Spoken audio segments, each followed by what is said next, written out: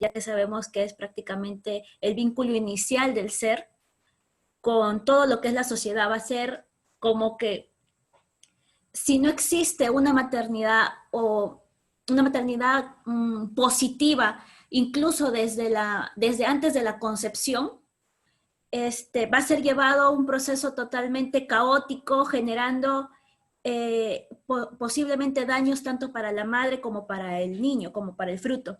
Entonces, en 1998, Perú, a través de lo que es la Dirección General de Salud de las Personas, emitió un decreto en el cual se declaró la tercera semana de mayo de cada año como la semana de la maternidad saludable y segura. Entonces, quiero que vean el siguiente video. Primero, como para darle así un resumen de lo que vamos a hacer.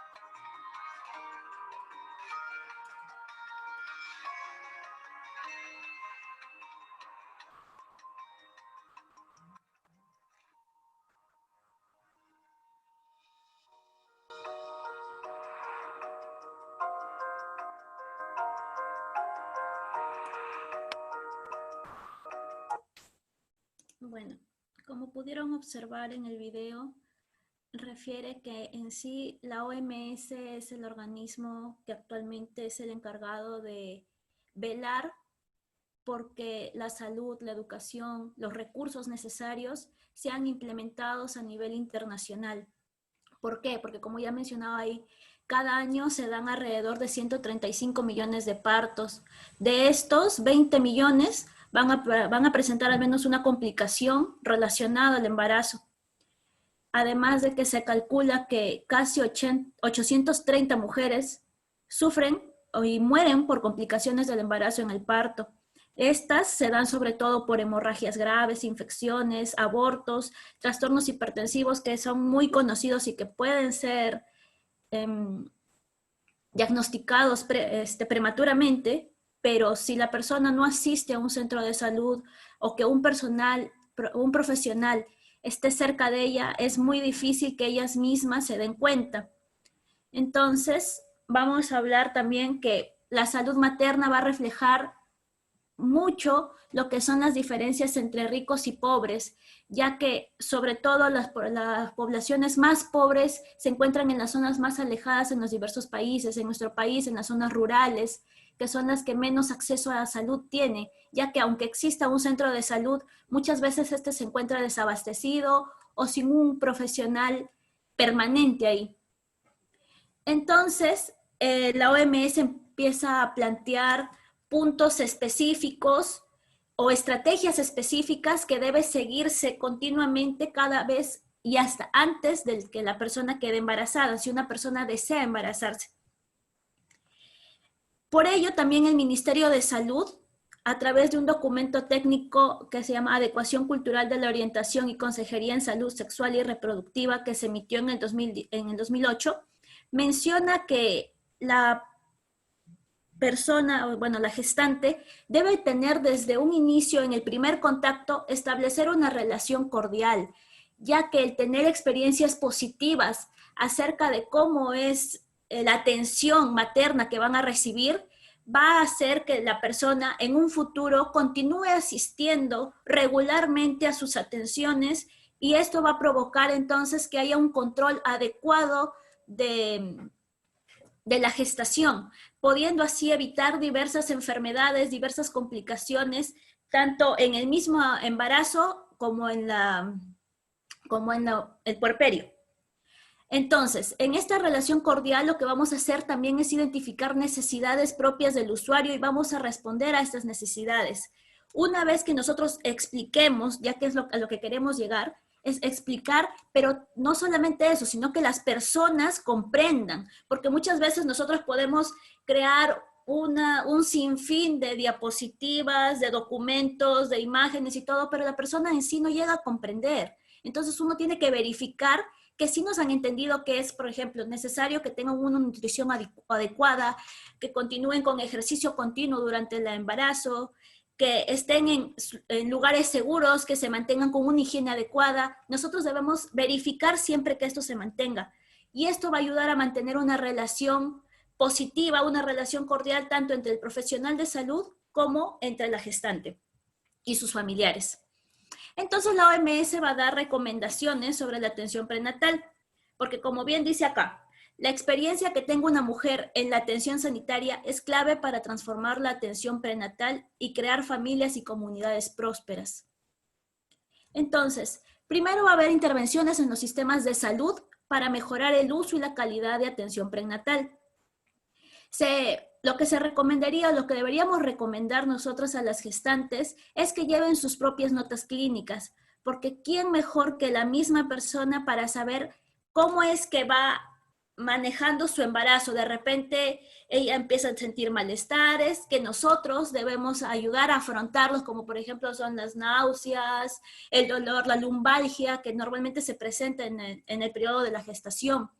Además, que se va a recomendar también transferir la tarea de promoción de comportamientos relacionados con la salud en beneficio de la salud materna y neonatal, tanto en profesionales como en no profesionales, porque los mismos familiares también pueden apoyarnos en lo que es la promoción de la salud de la gestante, ya que quienes van a estar más en contacto con ellos son los mismos familiares y la misma gente de la comunidad, que sepan que la persona necesita cuidados especiales. Incluso nos menciona también estas recomendaciones que se debe tener suplementos nutricionales y tratamientos preventivos para paludismo donde sea prevalente, obviamente. Y esto sí debe recaer en una responsabilidad directa de los profesionales de la salud, tanto médicos, enfermeras, tecnólogos médicos, obstetras, porque ¿quiénes van a saber necesariamente que necesitan un suplemento nutricional o un tratamiento preventivo para tal enfermedad más que el personal de salud? Y es por esto que desde el 2016 se viene considerando que debe existir al menos 8 contactos con personal de salud durante toda la gestación. ¿Por qué? Porque según estudios que se han realizado, conforme van disminuyendo la cantidad de contactos con el personal de salud, aumenta la mortalidad. Es por eso que mencionan que lo mejor, o al menos lo mínimo, de que debería asistir a controles prenatales la mujer deberían ser 8. Y en este caso se debería dar un tratamiento preventivo para el paludismo a partir de las 13 semanas de gestación. También nos recomiendan o nos dan intervenciones para la nutrición. Entonces debemos informarles tempranamente y hasta antes del embarazo que deben empezar a tener una alimentación saludable y actividad física continua. Así como también en personas eutróficas, en personas que no tienen déficit déficit calórico, nosotros también debemos prevenir la anemia o sepsis puerperal, el bajo peso al nacer y el nacimiento prematuro. Es por ello que en todas las mujeres embarazadas, en todas las gestantes, nosotros debemos indicar de 30 a 60 miligramos de hierro elemental acompañado de 400 microgramos de ácido fólico, que son unas pastillas que normalmente se les indica a las pacientes. Pero hay que tener en cuenta algo, esas son poblaciones eutróficas, en poblaciones que se encuentran bien nutridas desde el inicio del embarazo. Pero en las poblaciones desnutridas nosotros debemos tener un poco más de precaución, ya que en ellos va a haber un aporte calórico y proteico que va a estar disminuido. Entonces esto nos va a aumentar un riesgo de muerte prenatal o también de recién nacidos pequeños para la edad gestacional. Es por esto que en ellas debemos aumentar la dosis de hierro elemental y ácido fólico hasta 120 miligramos de hierro elemental y 2.800 microgramos de ácido fólico. Pero hay otra cosa, que normalmente el hierro elemental o el sulfato de hierro que ellos consumen les va a dar efectos secundarios como son las náuseas, los vómitos, que se incrementan aún más con lo que es la emesis de la gestación en el primer trimestre. Es por ello que muchas veces dejan de tomarlo. Entonces, cuando ya no tengan una buena tolerancia, al menos que lo consuman una vez a la semana. En poblaciones con una dieta baja en calcio se recomienda suplemento diario de calcio, esto para reducir el riesgo de preeclampsia, suplementos de vitamina A para evitar lo que es la ceguera nocturna, y en las mujeres que tienen un consumo alto de cafeína diariamente, que esto se considera que es más de 300 miligramos al día, puede generar en la mujer una pérdida del embarazo o un recién nacido de bajo peso al nacer. Es por esto que se les debe recomendar que disminuyan considerablemente su consumo diario de cafeína, ya que esto va a disminuir el riesgo de estas enfermedades. Otra cosa que les decía, no todos nosotros nos debemos basar en tratamientos con medicamentos, también tenemos que saber aceptar las creencias que tienen las mismas personas, incluso de los alimentos naturales que tenemos, que nos pueden brindar muchos apoyos, como la misma OMS nos recomienda, intervenciones tanto para tratamiento de los síntomas fisiológicos comunes, como náuseas, vómitos, acidez, calambres en piernas, lumbalgia, y aquí pueden ver algunas de las recomendaciones que dan: consumo de jengibre, manzanilla, hasta acupuntura. O sea, existen diversas intervenciones naturales que no necesariamente van a ser rechazadas por las personas, ya que la gran mayoría, como sabemos, esperan que mejor se les dé algo natural a una medicina. Entonces es mejor apoyar también ello.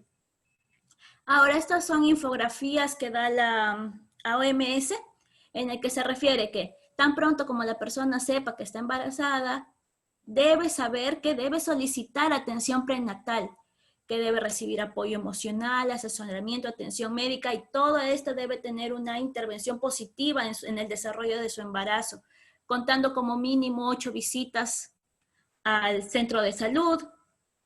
Debe ser tanto tener una atención calificada en el parto. Ello va a reducir la cantidad de muertes, las complicaciones durante el parto y las muertes neonatales, y va a también poder intervenir en lo que es las infecciones del VIH, paludismo, tuberculosis y otras infecciones. Debemos tener que darles un tratamiento oportuno a estas personas para que no terminen complicándose. Entonces, hay algo que también debemos tener muy en cuenta. Muchas madres que tienen partos, o bueno, gestaciones de 39 semanas a más, tienen ya la suficiente cantidad de leche, que puede llegar a producir la suficiente cantidad de leche para brindarle a sus niños. Pero muchas de ellas tienen miedo a brindarle eso, y algunas dicen que al inicio, cuando recién nace el niño, que no tienen la suficiente leche. Y bueno, nosotros sabemos que cuando recién nace un bebé, lo único, bueno, lo poco que va a eliminar el calostro y adicionales son suficientes para el niño en ese momento, pero son necesarias porque la leche también les va a brindar una protección adicional al niño. Entonces nosotros debemos informarle a la madre que cuanto más succione el niño, más leche va a poder llegar a producir ella. Entonces, más leche se va a producir si es que el niño se alimenta exclusivamente de la leche materna y exclusivamente con la succión del pezón materno. Entonces, con una colocación adecuada del bebé y la frecuencia constante con la que el bebé necesite o desee tomar la leche, va a ser suficiente para que la madre produzca la cantidad de leche necesaria. Entonces, ¿cómo vamos a saber que el niño está bien colocado?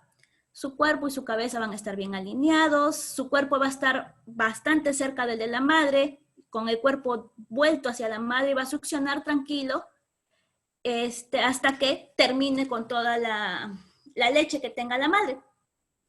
¿Cómo vamos a poder evidenciar y qué es lo que genera que la madre muchas veces limite la lactancia materna? Es que va a empezar a generar dolor, grietas en los pezones, cantidad insuficiente de leche, además de rechazo a la alimentación por parte del bebé. ¿Por qué? Porque la madre no tiene una buena técnica de lactancia materna. Entonces, debemos informarle a la madre, ¿cómo es que va a saber que el bebé está bien colocado? Porque por encima de la boquita del bebé se va a ver más areola que por abajo. Además, la parte de abajo va a tener la boca totalmente abierta con el labio inferior que se va a proyectar hacia afuera. Y la barbilla va a tocar el pecho de la madre.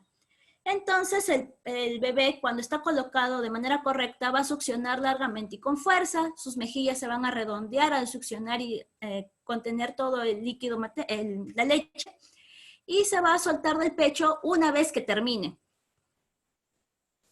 Ahora, ¿cuál va a ser el impacto de la pandemia por COVID en lo que es la salud sexual y reproductiva? Que esto incluye a las gestantes. Como se ha visto en tanto para las epidemias que hubo del SARS y del MERS, directamente a las gestantes no se llegó a evidenciar que en ellas cause un daño directo en la gestación o en el feto. Pero ahora con la pandemia en sí, indirectamente sí está generando daños, tanto daños mentales como, por ejemplo, también embarazos no intencionales, abortos inseguros, aumento de la incidencia de VIH, aumento de la violencia basada en género, porque muchas personas, muchas mujeres se están quedando juntos con sus agresores cumpliendo esta cuarentena, y va a haber, como hay también poco acceso a la parte de salud, ya que todos están abocando más que todo a COVID, entonces va a haber muchas más complicaciones del embarazo y muertes maternas y neonatales, pero no porque no exista, sino porque hay disminución del apoyo de la salud para las madres. Entonces, hace poco, Lancet, hace una semana o dos, publicó lo que son los estimados tempranos del COVID y cómo va a ser su efecto indirecto en la mortalidad materna. Bueno, esto es algo que nos refiere que las prestaciones de salud materno-infantil básicas que deben darse en todo momento y no deben limitarse por nada, son la regulación de la fertilidad, el cuidado antenatal, postnatal, el cuidado del niño, las vacunas y los cuidados preventivos y curativos del niño. ¿Por qué? Porque, según lo que refiere, si se reduce esto, al menos un 5%, el aumento de muertes maternas va a ser en un 8,6%, mientras que si la reducción disminuye aún más, da un 10%, va a aumentar a un 14,7% de muertes maternas. Y si la reducción todavía aumenta más, a ser el 25% de estas prestaciones de servicio para la madre, las muertes maternas van a aumentar casi a un 40%. Es por esto que la salud materno-infantil no puede dejarse de lado como se ha estado dejando, ¿no? Entonces, aquí vemos la cobertura de servicios de salud que se ha visto alterada, sobre todo para los pacientes que han empezado a infectarse, ¿no? dejando de lado siempre a la madre y a su desarrollo en la gestación, solamente tomando en cuenta ya cuando ya va a ser el parto. Entonces ha habido alteración en la demanda de los servicios de salud, puede ser también incluso por el mismo miedo que tenían algunas madres de acudir a algún centro de salud o de pedir apoyo, ya que tenían miedo de contagiarse, así como la disminución de acceso a los servicios de salud. Entonces, esto ha alterado la utilización de los servicios de salud, que es uno de los pilares básicos para la cobertura de los servicios de salud. Entonces, algo más que refiere que nunca debe limitarse durante la pandemia por COVID. Son cuidados durante el embarazo, parto y atención de recién nacido. Planificación familiar y consejería para iniciar, descontinuar o cambiar de método anticonceptivo. Suministro de estos métodos anticonceptivos, porque como ya nos imaginamos, va a haber un aumento bastante alto de embarazos no deseados. Además de que ha habido también una limitación de atención a las personas con VIH y SIDA. Y bueno, suministrarle tratamiento de interrupción voluntaria del embarazo o en el caso de donde sea legal, de la interrupción legal del embarazo. Y atención a mujeres víctimas de violencia sexual y de personas con síntomas de infección por transmisión sexual, ya que como se les había referido previamente, muchas de las personas están quedándose junto con sus transgresores pasando la cuarentena y pues por miedo no informan, no piden ayuda o porque simplemente no les están haciendo caso. Entonces, la Federación Internacional de Ginecobstetricia menciona algunos puntos, algunas pautas que seguir en el cuidado prenatal en el marco del COVID-19. Primero, especial atención a las personas que tengan comorbilidades. En las mujeres gestantes, sobre todo hipertensas, diabéticas, que es lo que siempre se ha tenido cuidado. Es como continuar con esa especial atención. Limitar las visitas prenatales en pacientes de bajo riesgo. ¿Cómo se puede limitar esto? Haciendo el monitoreo, pero de manera virtual, tanto por videollamadas o por llamadas. Y dar instrucciones de evaluación de presión arterial en casa, informar de los signos de alarma y que cuando presente signos de alarma, ya si tiene algún daño, si está presentando algún malestar, ya es necesario no solamente las videollamadas, sino acudir a apoyarlas directamente. En una paciente COVID positiva, se difiere la visita en 14 días si es que no existe una urgencia. El personal de salud siempre y para todos los pacientes, sea o no sea gestante, pero que tienen COVID o si es que no lo tienen, pero como podemos ver, ahorita no podemos saber quién tiene y quién no tiene realmente COVID, entonces todos deben tener un equipo de protección personal. Y eso sí, brindar una ecografía obstétrica siempre a la gestante. Entonces, plantean también esto. ¿Cómo vamos a hacer el monitoreo de las gestantes? Primero, en pacientes asintomáticos, la gestante, sea paciente asintomático, sea paciente sospechoso, sea cual sea su caso, siempre tiene que usar mascarilla. En el caso del personal de salud, si es un paciente asintomático, el uso de mascarillas, de gafas protectoras y de guantes es necesario. Y en pacientes sospechosos o positivos COVID, ya es necesario usar también una bata antifluido. En el caso de la Federación Internacional de Ginecobstetricia, referían que la N95 no era como algo controvertido. Mencionaban que la N95 no era tan superior a la mascarilla, así que con una mascarilla era suficiente. Bueno, pues esto puede seguir cambiando. Sabemos que estos protocolos se van mejorando conforme avanzan las investigaciones. Entonces, cuidado antenatal de pacientes de bajo riesgo. Si no presenta infección, se reprograman las citas y se va a educar en los signos de alarma. Ahora, si es un caso sospechoso, pero no tiene ninguna afectación urgente, también se puede reprogramar y se va a continuar con la educación en signos de alarma. Pero si ya presenta, por ejemplo, una afectación urgente que ponga en peligro tanto la vida de ella como del niño, entonces vamos a nosotros tener que asistir al paciente con tapabocas, tomar medidas de protección necesarias para todos los pacientes y uso de elementos de bioseguridad como el aislamiento en la misma casa del paciente. Ahora, en un caso confirmado, ya tiene que aplicarse de todas maneras el aislamiento social y la telemedicina.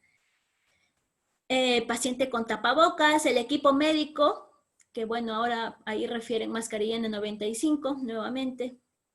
Y según síntomas que presente, ya va a ser necesidad no solamente de atenderlos en casa, sino también de acudir a un centro de salud, a un hospital donde puedan ayudarla, si fuera necesario, con algunos implementos adicionales, de repente oxígeno o medicamentos intravenosos que necesiten ponerse.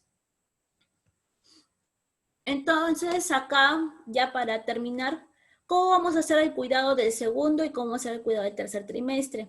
Se refiere que en el segundo trimestre, de las 16 semanas, el primer contacto sea por videollamada. Se pregunte cómo va, cómo inicia, cómo se hace normalmente en un consultorio en la atención prenatal de la madre.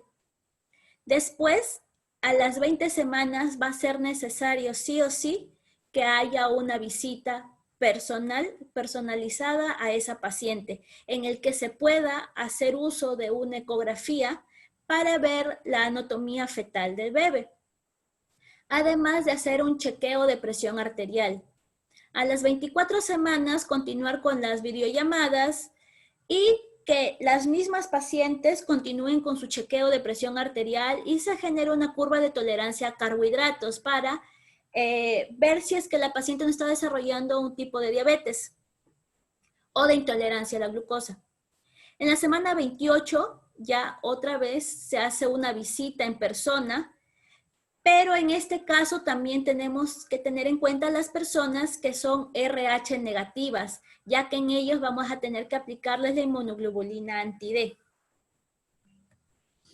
En el tercer trimestre vamos a hacer a las 30 semanas vigilancia de la presión arterial en casa y continuar con las videollamadas.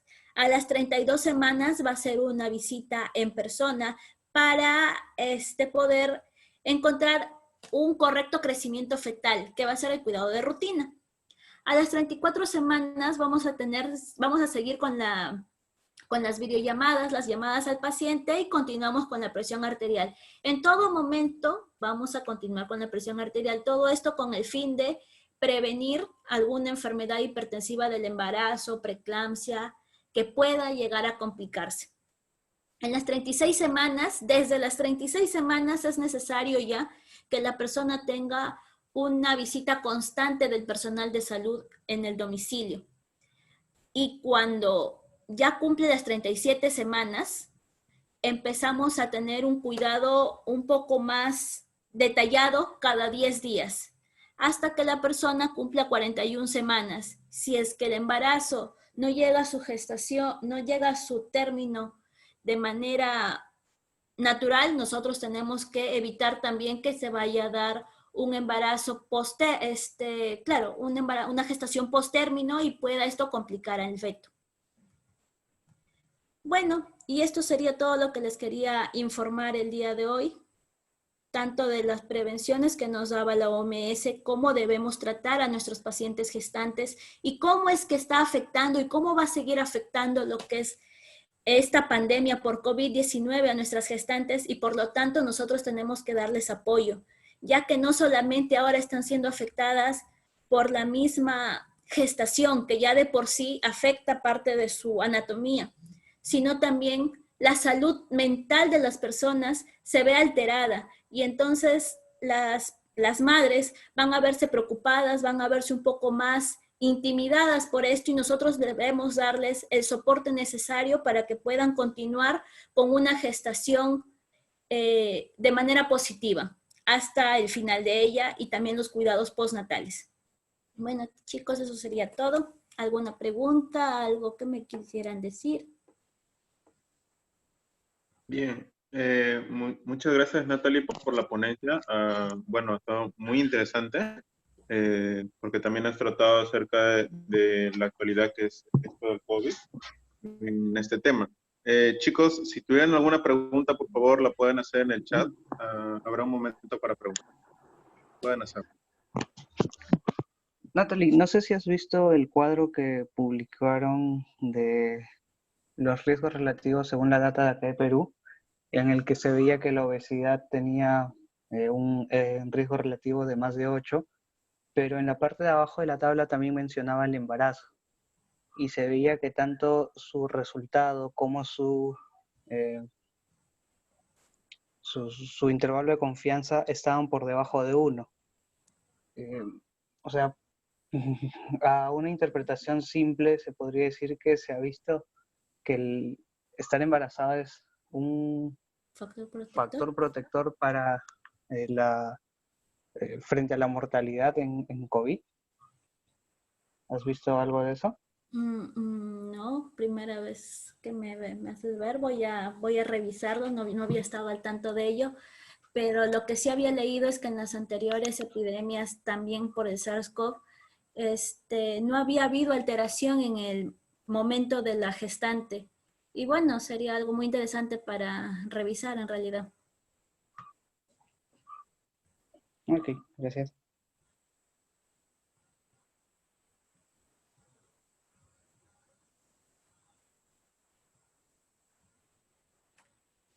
¿Alguien más?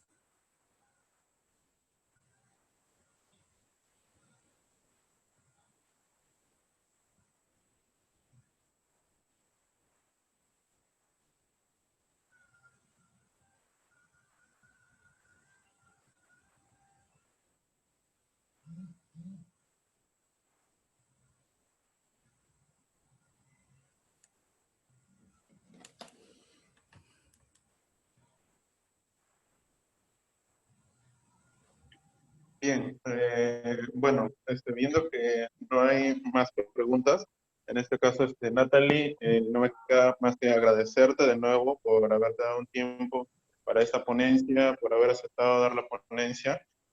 También agradecer a los chicos por su tiempo, ¿no? Ha sido una ponencia, como ya lo había mencionado, muy interesante, sobre todo en el ámbito de que estamos esta semana de la maternidad responsable. Igualmente, Natalie, te hago la invitación, o la invitación queda abierta también para futuras ponencias. Muchas gracias a todos. Ok, chicos.